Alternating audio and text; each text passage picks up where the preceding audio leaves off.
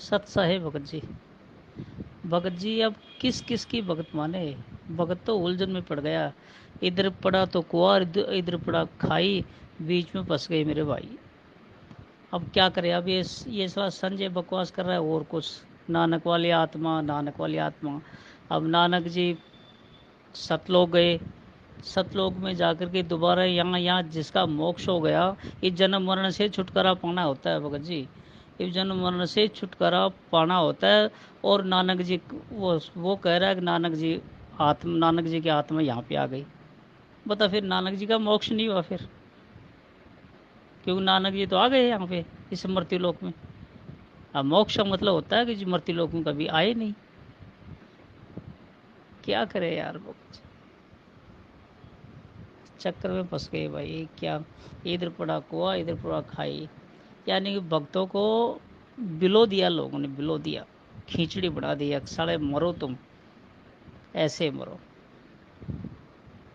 सच है भगत जी। भगत जी कहीं साथ संगति हो तो बताओ यार। अब साथ संगति में आए हम। सत साहेब। सत्साई भगत जी। सतलोक जाने की परीक्षा है, इतना आसान नहीं है। परमात्मा हर प्रकार से भगत को तैयार करके सतलोक लेकर जाएगा। अब आप इन छोटी छोटी बातों को लेके आप इतना दबाव महसूस कर रहे हो कि किधर जाएं, क्या करें। ये धर्म संकट की स्थितियां परमात्मा जानबूझ के पैदा करता है, जानबूझ के। क्योंकि वर्तमान में उस काल बलि को सतगुरु रामपाल जी भगवान ने खुली छूट दे रखी है कि भैया मैंने 27 साल से ज्ञान दे दिया ठोक बजा के, कोई भी चीज की मैंने कमी नहीं रखी है। अब तू भी ठोक बजा के देख ले, अगर कोई अध कचरा होगा, कोई कच्चा पक्का होगा, तो तू उसको तेरी हद में रख ले, मेरे किसी काम का नहीं है। और जो चारों तरफ से जो परिपक्व हो गया होगा, उसको छोड़ देना, उसको हाथ मत लगाना। तो भगत जी परीक्षा का समय है। और परमात्मा ने बताया मोक्ष। भगत जी 5 प्रकार के मोक्ष होते हैं, 5 प्रकार की मुक्ति बताई है गुरु जी ने सत्संगों में। जिंद के सत्संग सुनना कभी। चौथी मुक्ति तो काल तक की मुक्ति है भगत जी। पांचवी मुक्ति है पूर्ण परमात्मा की, सतलोक की। तो मोक्ष तो सभी आत्माओं का हुआ था, मोक्ष मोक्ष किसका नहीं हुआ भगत जी? 650 साल पहले 64 के 64 लाख का मोक्ष हुआ था। मोक्ष का मतलब ये होता है कि परमात्मा उस आत्मा को काल से छुड़वा के अपने हक में कर लेता है।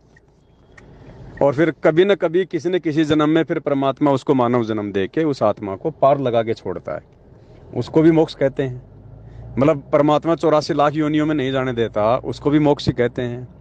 ब्रह्मा विष्णु महेश की भक्ति करके जो इनके लोक में जाएगा, उनका भी मोक्ष होता है।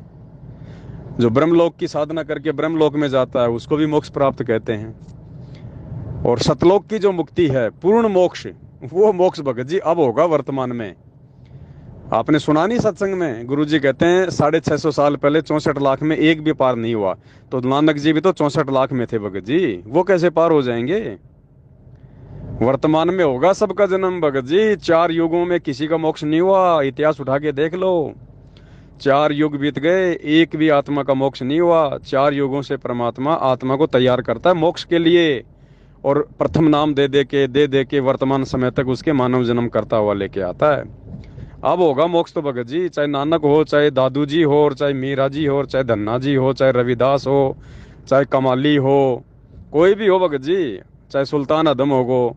अब होगा उन सबका मोक्ष। मोक्ष का समय ये है। इस समय सबको परमात्मा मानव जन्म देगा, सबको मौका देगा। और इस समय जो पूर्णतः मर्यादा में रहेगा, हर प्रकार से ज्ञान को आधार बना के चलेगा, उनका मोक्ष होगा भगत जी। तो सब यहीं पड़े हैं। अब वो नानक की आत्मा संजय है या नहीं है, और है तो हमें उनसे लेना देना क्या भगत जी? भैया ऐसा तो है ही नहीं कि नानक की आत्मा को परमात्मा कोई अलग तरीके से पार कर देगा, या बिना भक्ति के पार कर देगा, या नानक के लिए मर्यादा नहीं होंगी।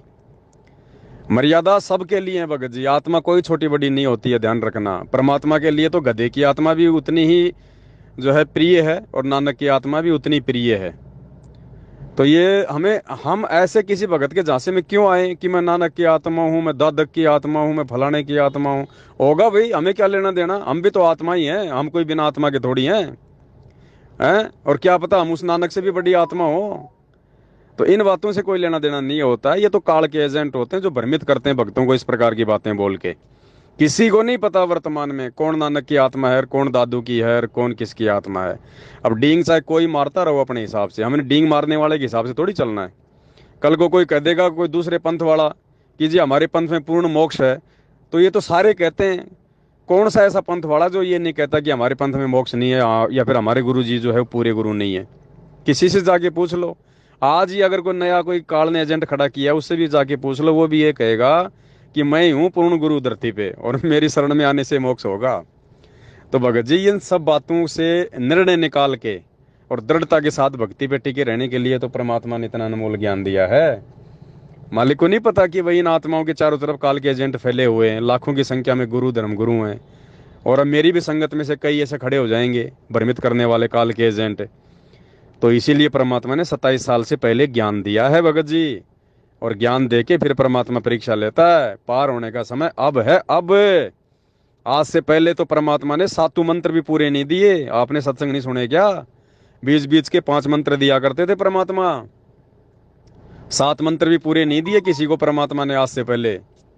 अब दिए परमात्मा ने, पूरा कोर्स देगा अब परमात्मा भक्ति का। अब जो पूर्णतया मर्यादा में रहेगा, अंत तक टिका रहेगा निसंशय होके, चाहे ब्रह्मा विष्णु महेश भी उतर के आ जाएं कि हमारे पास में सतलोक की भक्ति है और हम पूर्ण गुरु हैं, आ जाओ हमारे शरण में, तो भी भगत जी उनकी तरफ थूक के चलना है कि भैया साइड में हट, समय नहीं है मेरे पास में, क्यों फालतू मेरा समय बर्बाद कर रहा है। और इतना विश्वास जब संत रामपाल जी भगवान पर, उनकी भक्ति पर अपने आप पे होगा, तब भगत जी मोक्ष मिलेगा। मोक्ष कोई हथेली पे थोड़ी रखा है। इसीलिए तो परमात्मा कहते हैं कि त्रिकुटी कोई बरवाले का बस स्टैंड थोड़ी है। त्रिकुटी पे पहुंचना है महाभारत है भगत जी, सतलोक तो बहुत दूर की बात है। सतलोक पहुंचने के लिए तो बहुत कुछ है, शील संतोष विवेक दया क्षमा भक्ति के 16 श्रृंगार। अब ये बताओ, कोई भी काल का एजेंट कुछ भी बोल देता है और आप अपने आप में मतलब जो है दिल छोटा कर लेते हो कि क्या करें, कहाँ जाएं, कैसे करें, क्या करें क्या ना करें, तो बताओ भगत जी मोक्ष कैसे होगा फिर?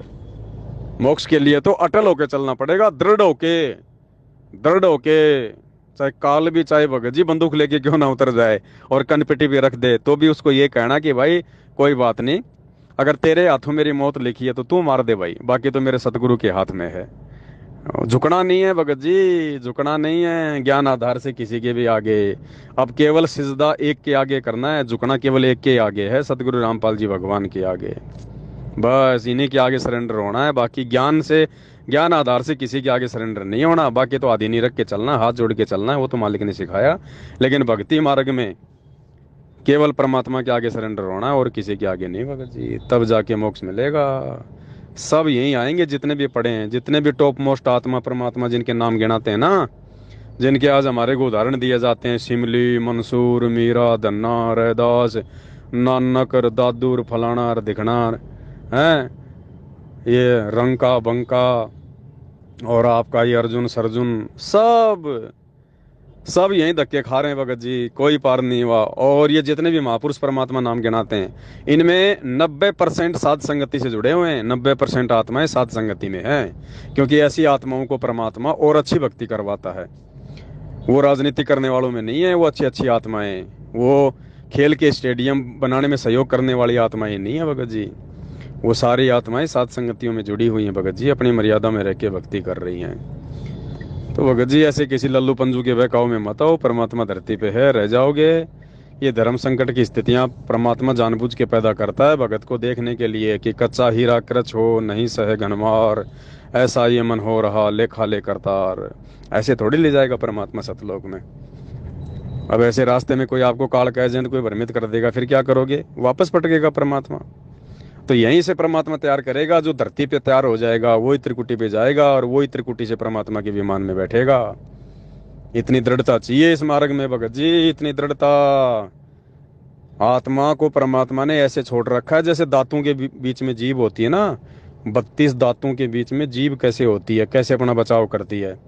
आप कितने भी मुंह से शब्द बोलो, कितने भी बातें करो, बार बार जीभ बाहर जाएगी अंदर जाएगी, मुंह बंद होगा, लेकिन जीभ कभी भी दांतों की जकड़ में नहीं आती।